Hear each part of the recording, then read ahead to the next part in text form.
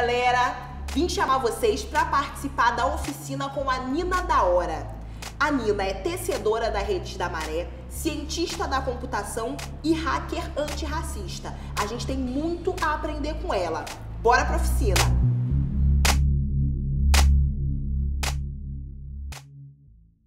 Bom dia, boa tarde, boa noite, dependendo do horário que vocês vão assistir esse vídeo. Eu sou a Nina da Hora, sou cientista da computação e construção pela PUC do Rio de Janeiro, sou colunista do MIT Technology Review e eu tenho um podcast chamado Ogunhê, que é um podcast no qual eu apresento cientistas do continente africano para a galera aqui do Ocidente. Está sendo um prazer participar do Festival UOL com vocês esse ano e eu preparei uma oficina que tem muito a ver com o momento que a gente está vivendo. Eu acredito que a gente precise ter um pensamento mais crítico sobre as tecnologias que a gente tem usado, as tecnologias que a gente tem compartilhado e em como a gente tem interagido nas redes sociais. É por isso que a oficina de hoje vai ser sobre introdução ao pensamento computacional. Vocês vão entender que o pensamento computacional não é a mesma coisa que algoritmo e, principalmente, que ciência da computação não se resume só à área da linguagem de programação.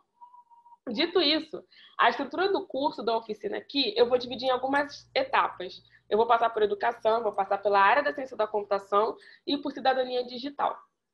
Primeiro, a gente precisa definir o que é pensamento computacional. Vocês concordam comigo?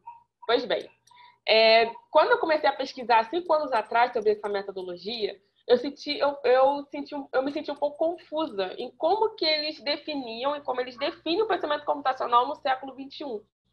Porque é um conceito que surgiu ali no final do século XX, com cientistas e pesquisadores americanos, do continente africano, enfim, de outras culturas, mas que quando ele vem aqui para o Brasil, ele sofre algumas transformações para se adequar à nossa cultura. E aí tem uma definição que eu gosto muito, da Janet Wing, que é uma das professoras e pesquisadoras que mais fala sobre o assunto, né, e que mais engaja os jovens pesquisadores hoje neste assunto, que ela diz o seguinte: o pensamento computacional é uma série de atividades mentais criadas para resolver problemas, realizar atividades e entender o comportamento humano. E o que mais me chama a atenção nessa definição é sobre o comportamento humano, porque pouco a gente consegue alinhar, né? Pouco a gente conhece como similar comportamento humano com tecnologia. E o pensamento computacional é justamente essa metodologia onde você vai usar ferramentas mentais, ferramentas computacionais e também o comportamento humano, porque tudo isso influencia no contexto e também como que você vai criar as suas soluções e realizar as atividades. E aí, dito isso, tem 4 etapas aqui que a gente vai passar um bom tempo nelas agora, que fazem parte da construção dessa definição do pensamento computacional. A primeira é a decomposição. A segunda é a abstração, depois vem reconhecimento de padrões e algoritmo. E aí tem a definição de cada uma e no final eu vou dar um exemplo para vocês de como que a gente pode aplicar isso no nosso dia a dia. A decomposição, ela se parece com uma definição que a gente já usa para fazer diversas coisas, sabe? Realizar diversas atividades. Ela é justamente aquele processo que você vai começar a dividir para conquistar. Todo mundo já ouviu essa frase, né? Mãe, vó, com certeza já disse isso para vocês. A ideia da decomposição é você pegar um problema grande, enorme, difícil, complexo de resolver e dividir ele em partes menores. Em partes que você consiga analisar eles individualmente, entendendo a complexidade de cada uma dessas partezinhas que você dividiu. Você tem mais tempo de analisar elas, você também vai ter mais tempo de se aprofundar, né, de entender os detalhes assim, minuciosamente de cada uma dessas partes, o que vai fazer com que você se sinta mais parte desse processo de construção da solução do problema que você quer resolver. Quando a gente chega no reconhecimento de padrões, e aí vocês perceberam que eu inverti a ordem aqui, né? Abstração com reconhecimento de padrões. Eu fiz de propósito, porque não há uma regra de qual ordem que vai vir antes, se vai ser reconhecimento de padrões ou abstração. Depende muito mais de como que você vai realizar a sua atividade e como que você vai chegar à sua solução. O reconhecimento de padrões é justamente a etapa que eu quero identificar as características comuns entre as partezinhas que eu dividi lá no início, com a decomposição. E qual a vantagem de ter o reconhecimento de padrões?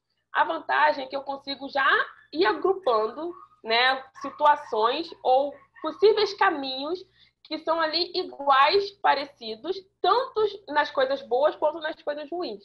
Porque eu também posso fazer agrupamento por situações ou partezinhas que elas são ruins juntas, ou são ruins no mesmo ponto. E isso é muito importante quando você está num processo de construção de solução. Você entender também o que está dando errado, né? Quais são as partes que estão dando erradas.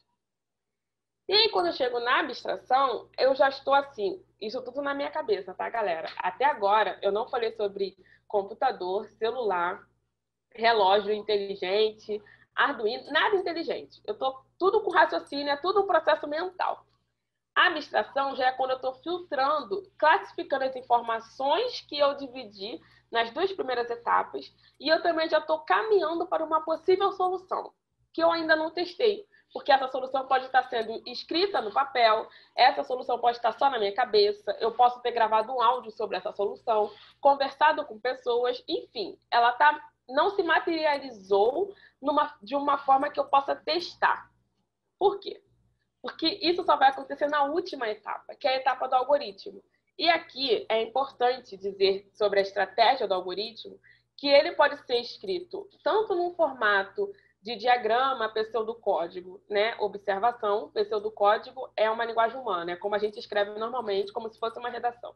E diagrama são aqueles desenhozinhos que a gente faz, um losango, um retângulo, que cada um deles tem um significado dependendo da situação que você esteja, né, ali, o contexto que esteja inserido o problema. Então, eu posso escrever o algoritmo de diversas formas. E também no formato onde eu posso usar no celular, ou no computador, ou numa máquina. Ele é uma estratégia. São instruções. Isso é muito importante a gente entender aqui juntos. Como são instruções, eu posso usar ele de diversas formas. Eu estou no modo imperativo aqui, né? Para quem for bom em português, vai entender que eu estou no modo imperativo. Eu estou sempre dando ordens. Por isso que a gente vê muito associado a palavra algoritmo com robótica, né? A gente dando instruções para o robozinho para ele poder ir realizando as atividades. Esta é a etapa que eu vou materializar a minha solução, já que está lá né, no raciocínio, está no ar, ali na abstração, para que eu consiga testar ela de alguma forma, seja com pessoas ou seja com máquinas. Lembrando, essa estratégia eu posso usar qualquer uma desses formatos aqui que eu coloquei para vocês, e não necessariamente uma máquina. E aí, trazendo para uma aplicação, né, do nosso dia a dia, eu não sei vocês, mas eu tenho que andar muito de transporte público. Agora não, né? Porque a gente está no modo remoto aí, eu estou em casa. Mas como eu sou da Baixada Fluminense, Duque de Caxias, tudo que eu faço não é na Baixada, é centro ou zona sul. Então eu tenho que fazer um percurso da casa ao meu trabalho, que é um percurso um pouco, né, demorado. E aí, quando eu estava pesquisando sobre o pensamento computacional e precisava aplicar ele no meu dia a dia, eu usei esse contexto do transporte público. E aí a decomposição, ela aparece logo na primeira etapa, assim como do pensamento computacional, que é a etapa que eu tenho que escolher o melhor caminho, ok? Eu tenho que escolher o melhor caminho, eu tenho que escolher a melhor roupa, eu tenho que escolher também, sei lá, se eu vou levar comida, qual vai ser essa comida que eu vou levar, qual vai ser o lanche que eu vou fazer. Eu estou dividindo tudo em caixinhas, caixinhas de alimento, caixinha de transporte, caixinhas de roupa. Eu ainda não decidi nada, eu só simplesmente dividi todas as informações que eu tenho. E que a gente faz isso de forma muito intuitiva, então a gente não percebe as diversas etapas e diversas tarefas que a gente realiza somente nessa aplicação do nosso dia a dia. Na segunda, que é o reconhecimento de padrões, eu preciso entender os prós e contras de cada uma das caixinhas que eu separei. Então, eu vou ali entender se o trem e o ônibus vão dar no mesmo se eu pegar eles, né? Se eles vão ter o mesmo tempo de percurso. Eu vou entender se vai dar no mesmo eu botar uma camiseta de manga longa e um casaco. É quando eu vou entendendo assim, cara, vai dar algumas coisas vão dar no mesmo, algumas coisas vão ser diferentes. Eu preciso ir caminhando para essas opções que eu tenho, começar a entender o que é bom e o que não é bom. Na abstração, eu já começo a filtrar. Bom, já entendi o que é bom e o que não é bom, vou me aprofundar um pouco mais, já vou começar a fazer as minhas escolhas, mas eu ainda não saí de casa. Eu só sei que eu quero sair de calça jeans, camiseta xadrez, tênis, que eu quero pegar trem, mas eu ainda não saí de casa. Eu só sei, tá tudo na minha cabeça. O algoritmo é quando eu pego esse raciocínio, construo ele, coloco ele em etapas que sejam etapas que eu possa executar e pronto, vou começar a executar. Saio de casa. A partir do momento que eu saio de casa, eu já estou no algoritmo. É quando eu já estou executando todas as instruções que eu criei para mim mesmo. Espero que tenha feito sentido para vocês essa aplicação do dia a dia. deixando bem claro, de novo, que essa estratégia, esse método do pensamento computacional é um método muito do raciocínio. Então, até agora, eu não usei dispositivos, não usei máquina para conseguir passar esse raciocínio para vocês e também para internalizar esse raciocínio comigo mesmo. Só que aí tem um conceito, né, que a galera sempre tem dúvidas, que é da ciência da computação. Porque o pensamento computacional está dentro dessa área da ciência da computação. Porém, muitas pessoas acabam fechando a ciência da computação em somente programação. Eu com certeza sei que vocês já ouviram em algum lugar que a habilidade do futuro, a habilidade do século XXI é a programação. Nem precisam dizer, eu tenho certeza que vocês já ouviram isso, porque eu ouço isso todo dia. Só que eu tenho algumas críticas quanto a isso. Porque o pensamento computacional é uma etapa. A programação é uma outra etapa da ciência da computação. A ciência da computação é uma área que tem muitos conceitos e muitos conceitos complexos que às vezes a gente nem consegue aplicar na sociedade de forma fácil. Dito isso, tem esse currículo do CIEB que eu gosto bastante, que é uma proposta das etapas da educação tecnológica para o ensino básico, ensino fundamental 1, 2 e ensino médio. E aí ele divide em 3 eixos. Esses 3 eixos é um pouco do que eu falei aqui, mas eu foquei mais no pensamento computacional. O outro eixo que existe é tecnologia digital, que é quando a gente está falando muito da programação. E o eixo da cultura digital é a nossa relação com a tecnologia. Rede social, por exemplo, WhatsApp, Facebook, Instagram. Quando a gente está usando essas tecnologias, a gente está se relacionando a partir de um dispositivo, a partir de um conceito dentro, né, a partir do digital, de um ambiente digital. Então, essas 3 etapas da educação tecnológica propostas pelo CIEB são etapas que acabam permitindo a gente ter um pensamento mais crítico sobre o que nós estamos usando hoje para intermediar a nossa comunicação. E aí tem uma definição da ciência da computação que eu gosto bastante, que tem muito a ver com o que a gente tem tá conversando aqui agora.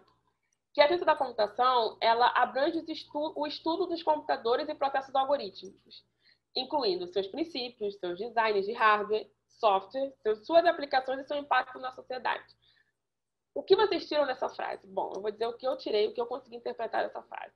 Eu gosto dela porque ela não resume a ciência da computação a algoritmo ou a programação ou a nerds e não nerds. Eu até não gosto muito dessa palavra nerd.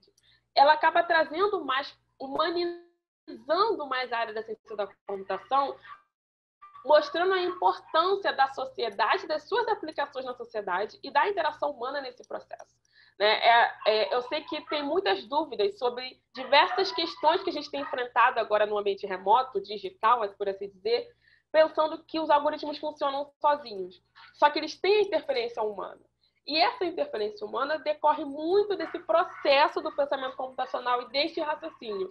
E é exatamente isso que eu queria que vocês tivessem o gostinho durante esse bate-papo nessa oficina. Que a ciência da computação ela não é somente programação, e nunca será. Eu sei que é tentador quando a gente começa a ouvir Python. Não, porque o algoritmo, o robô que fala sozinho, o robô anda, o robô vai substituir seres humanos. E todas essas discussões passam justamente pela cultura digital e o pensamento computacional citado aqui. Então, o objetivo dessa oficina não era fazer vocês saírem programando, mas era deixar um pulguinho atrás da orelha sobre as possibilidades que a gente tem a partir do momento que a gente tira as máquinas do protagonismo e nós colocamos os seres humanos do protagonismo de criação das tecnologias. Bom, galera, eu espero que vocês tenham gostado e até a próxima.